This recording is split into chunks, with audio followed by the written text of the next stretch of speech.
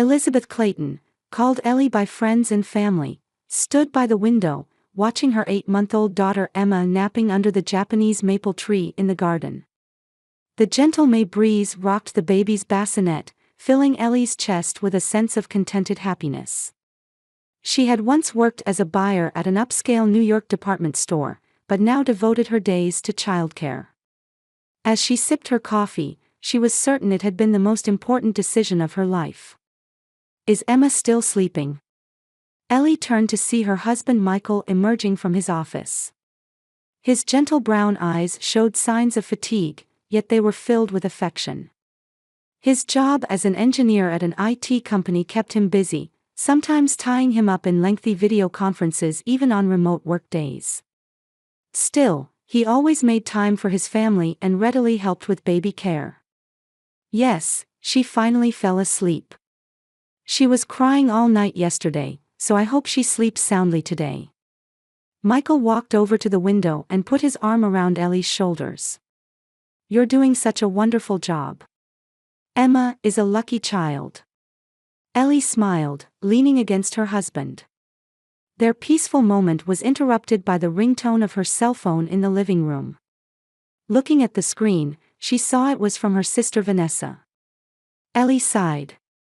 It's Vanessa again, she said before answering. I'm sure it's about that fancy baby crib. The conversation with Vanessa went exactly as Ellie had predicted. Vanessa worked as a manager at an upscale brand store downtown and always kept an eye on the latest trends and status symbols. She was asking again about the baby crib she had given to Ellie and Michael. Ellie, are you using that crib yet? I want to see photos. Upload them to Instagram. Ellie closed her eyes, summoning her patience. Not yet, Vanessa. Emma still seems to prefer the bassinet. Still. At 8 months? She must have gotten so big. The elite sleeper can be used from 6 months to 3 years. It's really popular among celebrity moms. I know, but Mom is concerned too. She says it's so disappointing that such an expensive gift isn't being used.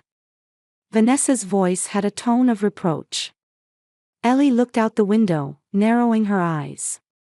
Vanessa, can't you just let us go at our own pace? After hanging up, Ellie sat down on the sofa and looked up at Michael with a tired expression. Same conversation again? Michael asked as he sat beside her. Yes. Vanessa and Mom seem to think that not using what they've chosen for us is a personal insult. Family relationships had always been complicated. Her mother Carol, a former high school teacher, was actively involved in local social circles after retirement. She always valued appearances and worried about how others perceived her. Her father Thomas had a mild temperament but tended to follow his wife and Vanessa's opinions. Ellie was always considered the practical one and sometimes criticized for being too plain. I got an email from your mother yesterday, Michael said. They're coming this weekend. Your father too. Ellie frowned. Really? She didn't tell me anything. Maybe they're coming to see that baby crib, Michael said jokingly, but they both knew the truth. Ellie felt a headache coming on. Her family was loving, but sometimes they didn't respect her choices.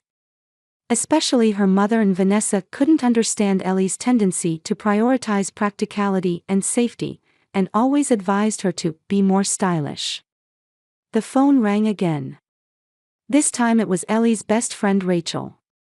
Rachel was a former colleague from when Ellie worked at the department store, and one of the few people with whom she had maintained a friendship.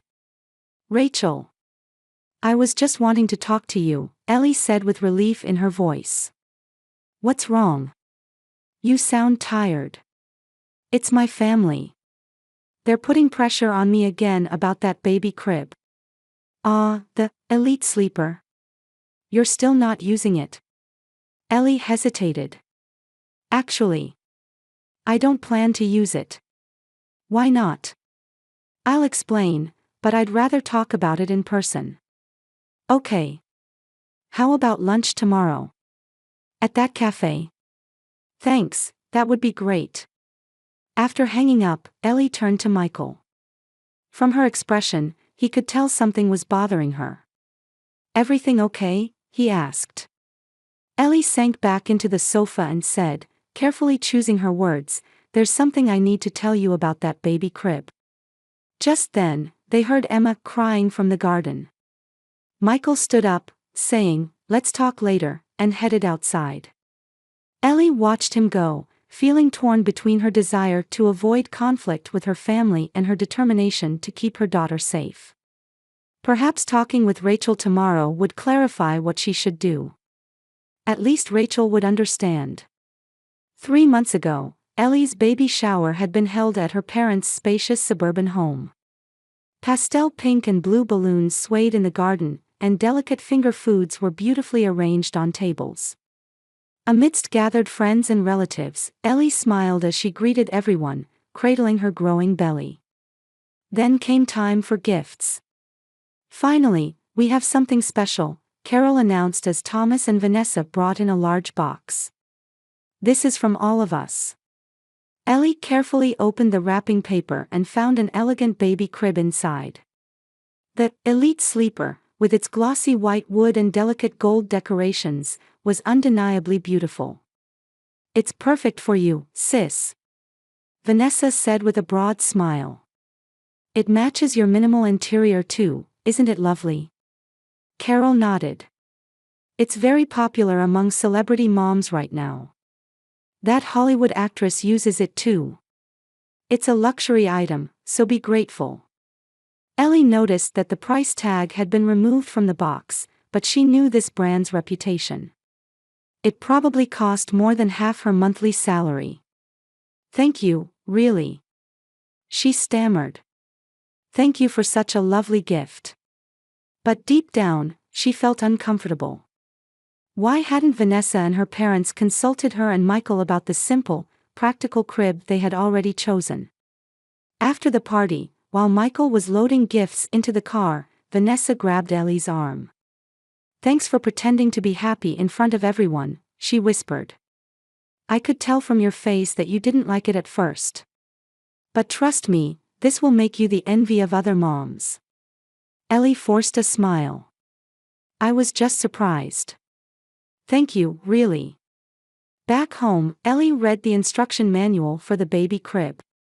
There were many descriptions of the luxury materials and innovative design, with phrases like, the ultimate sleep experience chosen by celebrity children appearing repeatedly. However, there was surprisingly little information about safety and material details. Something bothering you? Michael peered over her shoulder at the manual. I don't know, Ellie frowned. Something feels off. She took out her smartphone and searched for Elite Sleeper baby crib reviews. Many photos of celebrities and influencers appeared, all proudly showcasing their babies with the same crib. But she found almost no practical reviews of the product itself. The next day, Ellie met Rachel at the cafe. It certainly looks beautiful, Rachel said, looking at the baby crib photo on Ellie's smartphone. But it prioritizes appearance over practicality, Rachel shrugged. It's strange that there's so little detailed information about safety. You think so too? Ellie sighed with relief. I thought I was just being neurotic. You're a mother. You have every right to be neurotic. That weekend, Ellie and Michael assembled the baby crib. The parts from the box had a luxurious feel, and the assembly instructions were clear. However, Ellie noticed an unnaturally strong smell from the completed bed. Doesn't this smell strange? She asked Michael. Michael sniffed it. It has a bit of a new product smell. But it'll probably fade away. Ellie wasn't convinced.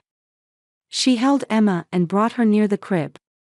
Strangely, the usually calm Emma suddenly became irritable and began rubbing her face with her small hands. What's wrong, Emma? Ellie observed her baby with concern. Small red spots began appearing on Emma's cheeks. Ellie quickly moved her daughter away from the crib and took her to another room. After a few minutes, the rash began to fade, and Emma calmed down. The next day, Ellie conducted an experiment. When she brought Emma near the baby crib again, the same reaction occurred. This time she even started coughing. Ellie immediately moved the baby away, feeling deep anxiety. "Michael," she called her husband.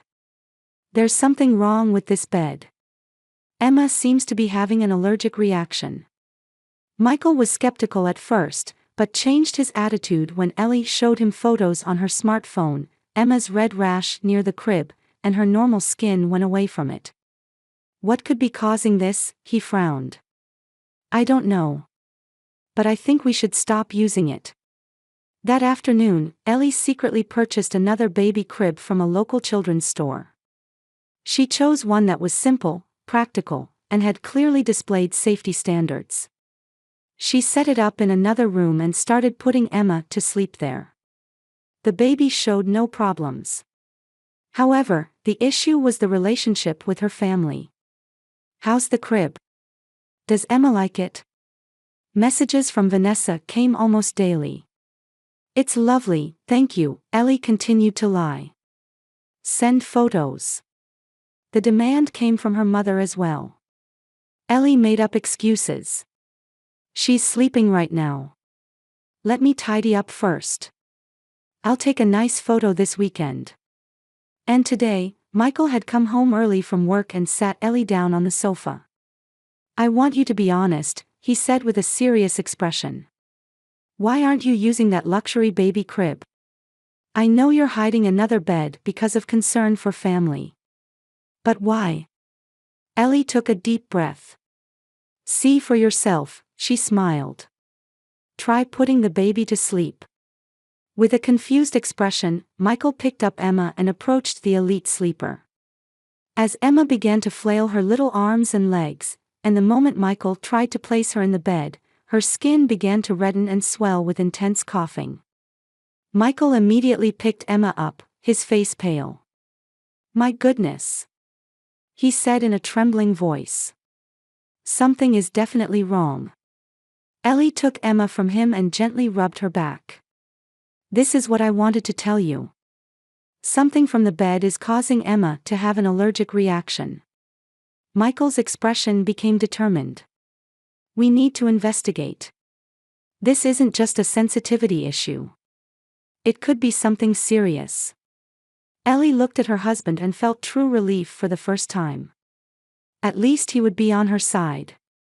But she knew there would be conflict with her family ahead. "Your mom and the others are coming next week, right?" she asked. Michael nodded. "We'll have to explain. Do you think they'll understand?" "I don't know," Michael answered honestly. "But Emma's health comes first. That's for sure." Holding Emma close, Ellie wavered between anxiety about what was to come and determination to protect her child's safety. The next morning, Michael called his company to take time off. Ellie showed a relieved expression at his determination. "How should we investigate?" Ellie asked, sitting at the kitchen table and drinking coffee. Michael opened his laptop and said, "First, we need to identify what this is. Let's collect samples from the bed." Ellie nodded and said, "Rachel's friend Natalie is a medical journalist. I'll try contacting her." Michael began carefully examining the baby crib. He collected small samples from areas with particularly strong odors. Ellie was moved by Michael's serious expression.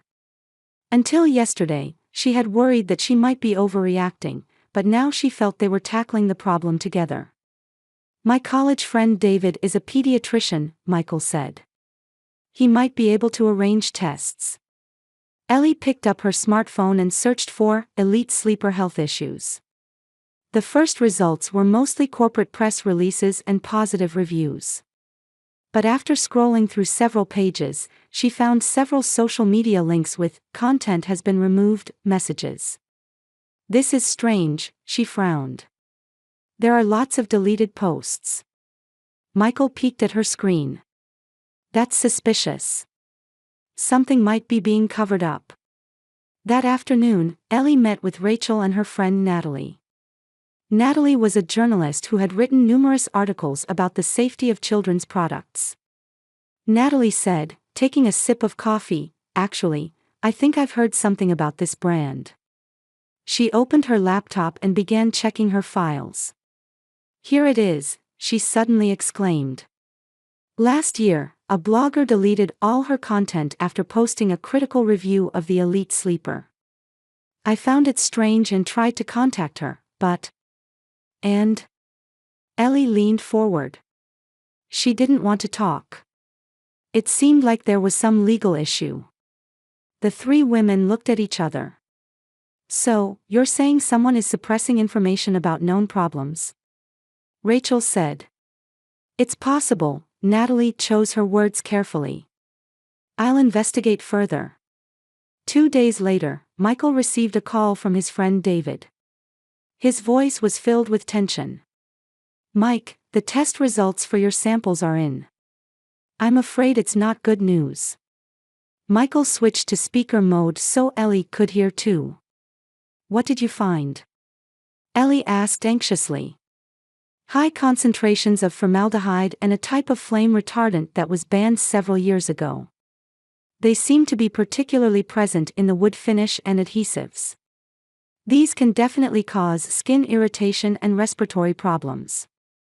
Ellie and Michael looked at each other, holding the phone with trembling hands. "David, thank you so much," Michael said. "Is there anything we can do?" "I'll create an official report. This shouldn't be sold in the first place. I recommend reporting it to the Consumer Product Safety Commission." After ending the call, they were silent for a while. Tears of anger and sadness welled in Ellie's eyes. "Our family gave Emma poison as a gift," she said in a trembling voice. Michael took her hand. "They didn't mean harm.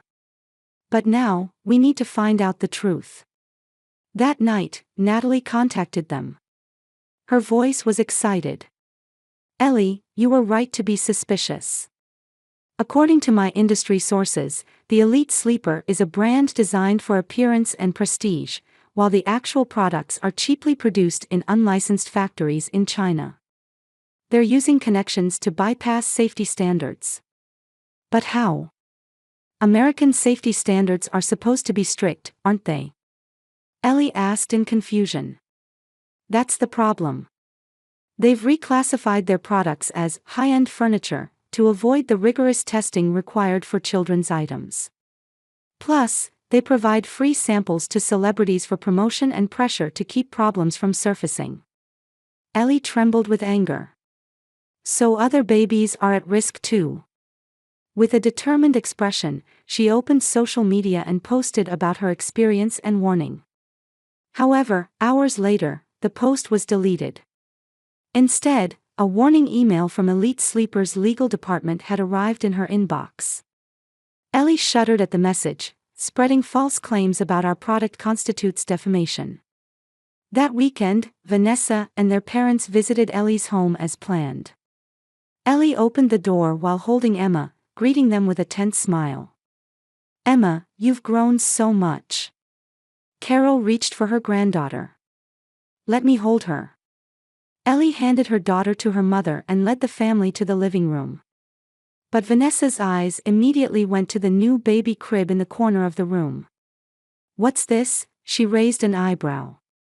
"Where's the crib we gave you?" Ellie took a deep breath. "I have something to talk to you about."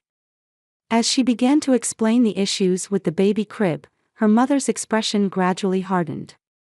When Ellie talked about the test results, Vanessa folded her arms and snorted. "You're just being too neurotic," Vanessa said coldly. "Babies are sensitive. Thousands of babies use that crib, and I've never heard of any problems." "Is that really so?" Ellie countered. "Because information is being deliberately suppressed." Carol sighed. "Elizabeth, in our day we didn't worry about these chemicals. You young parents worry too much about everything." Ellie tried to control her anger. "Mom, this isn't about being overly worried. Emma actually showed a reaction. She got a rash and started coughing. Thomas spoke for the first time. If there really is a problem, it's worth investigating, isn't it? Thomas. Carol looked accusingly at her husband. Are you taking her side too? The argument heated up, and when Carol criticized, your parenting is too perfectionist, Ellie finally exploded. Are you prioritizing appearances over your child's health? She said with a trembling voice. This bed is making Emma sick. A tense silence filled the room.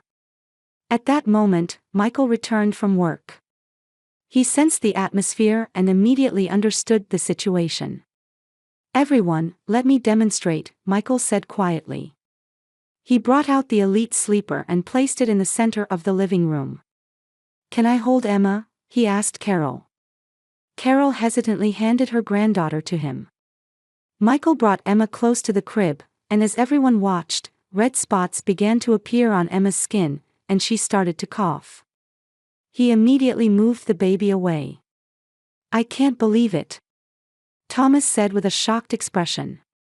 Rachel and Natalie arrived just at that moment. Natalie opened her laptop and showed the family the evidence she had gathered. This is consumer fraud, Natalie explained. Products sold at high prices for their attractive design, but they don't meet safety standards. Carol was speechless and sat down on the sofa. Thomas shook his head bitterly. To think we gave such a thing to our granddaughter. But Vanessa still didn't seem convinced.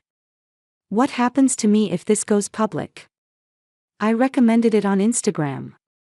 Ellie felt desperate at those words. You still care about appearances? More than Emma's health? Of course not. Vanessa retorted, but couldn't meet her eyes.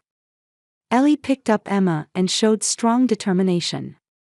I choose my daughter's safety over family appearances. And for other babies' sake too, I intend to reveal the truth. It was clear that a deep rift had formed in the family. Thomas had begun to show understanding for Ellie's opinion, but Carol and Vanessa were turning away in fear of embarrassment. Ellie made up her mind, preparing for the difficult battle ahead. The fight to protect truth and safety had begun. The next morning, Ellie woke up to a notification sound on her smartphone. Looking at the screen, she saw an Instagram post from Vanessa. A weekend that made me think about the importance of family connections. Sadly, some people can't understand the value of luxury items. #familybonds #misunderstood. Ellie sighed. After yesterday's confrontation, Vanessa and her mother had left in anger. Only her father Thomas had gently patted her shoulder before leaving, quietly saying, I'll look into it. You okay? Michael came in from the kitchen and offered coffee. Vanessa has started throwing shade on social media, Ellie handed him the phone. Michael scrolled through the screen and frowned. Look at the comments section. Your friends are supporting you. Indeed, several of Ellie's friends had commented. Even Rachel had written, safety should be the priority. Ellie put down her phone and renewed her determination while preparing Emma's milk. If I stay quiet, other babies will be at risk. That afternoon, Ellie posted a question in her local mothers group chat about the safety of baby products. She didn't mention specific brand names, instead raising the topic as a general discussion about safety of design-oriented luxury baby products. The response was surprisingly large. She found that many mothers had similar concerns. One woman revealed, my child also developed a rash from a luxury brand product, and another shared rumors that some companies forge safety certificates. As Ellie was preparing dinner, her smartphone rang. It was an email from an unknown number. Ms. Elizabeth Clayton, this is the legal department of Elite Sleeper Company. Spreading false information about our products constitutes defamation and business obstruction. Please contact us urgently regarding this matter. Her hands trembled. Michael placed his hand on her shoulder and said, Don't be afraid. You're doing the right thing. The next day, Ellie and Michael filed a formal complaint with the Consumer Safety Agency. They attached David's test results and the evidence Natalie had gathered. The procedure was easier than expected, but the official warned, the investigation will take time. A few days later, Rachel called. "Why don't we hold a workshop tomorrow at the mothers group about baby product safety? Natalie says she'll speak as an expert." "Really?" Ellie was surprised. "I'm a bit scared after getting warning emails from the manufacturer." "That's exactly why it's important," Rachel said strongly. "They want to silence you. But you're not alone." The workshop was held at the local community center, and more mothers gathered than expected. Natalie explained about safety standards for children's products, and Ellie shared her experience as a consumer. She avoided specific brand names, using the general term luxury baby crib. "What I want to say is the importance of not judging by price or appearance alone, but investigating safety on your own," she concluded. However, during the presentation, the door opened and Vanessa entered with an angry expression. "How dare you do this?" Vanessa said with a trembling voice. "You're ruining the family's reputation." As the venue fell silent, Ellie took a deep breath. "Vanessa, let's not discuss this here." "I'll show everyone," Vanessa persisted. "That my sister is just being too neurotic." Ellie looked at Michael. He nodded slightly and stood up, holding Emma. "I'll show you evidence," Ellie said quietly, signaling to Michael. He took out a prepared sample piece of the Elite Sleeper from his bag and brought it near Emma. Immediately, a reaction began to appear on the baby's skin. The audience gasped. "This is not an act," Ellie said to the participants. "As mothers, it's our duty to protect our children's safety. Even if our family doesn't understand." She looked at Vanessa.